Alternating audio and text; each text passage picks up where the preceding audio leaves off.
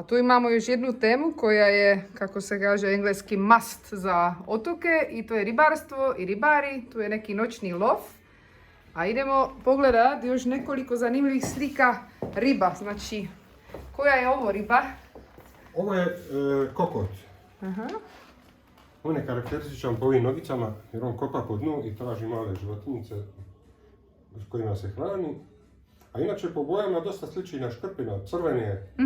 Ima jake bodlje i velike peraje. A ima li ga puno oko korčuli? Pa u Korčuli baš i ne on živi na dubini. Ako se malo ode od Korčule prema Lastovu i Mljetu, tu kad se može loviti. Šta imamo ovdje?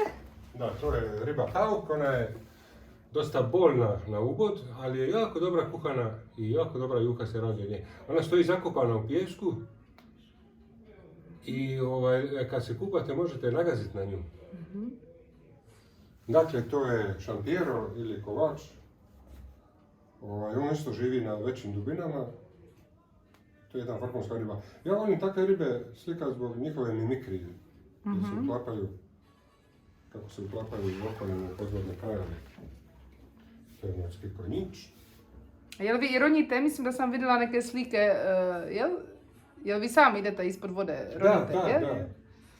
Morski konjić, jeste vidio uživo često morskog konjića? Rijetko, jako rijetko. se Zadnji vidio, put sam tako? ga vidio prije par godina. A ovo je skroz mali, može vam i promaknuti. Kad ga gledate, može vam i promaknuti da ga ne vidite. Da bude blizu. Dakle, ovo je škrpin. To je isto jedna vrhunska riba. Ja ga obožavam slikati, baš je slikovit, pun je tih nekakvih svojih oznaka s kojima se mimikrički pokrije, sakrije u okolinu. A koje je vaše omiljeno korčulansko jelo, ako se mogu pitati? Pa, mogao bi to biti brodet od riba, ali i menestra sa šalšom od pomidori. Aha. A je lovite sam ili kupite ribu? Da, i sam lovim. Kupim nekada, lovim i sam. Super, hvala vam.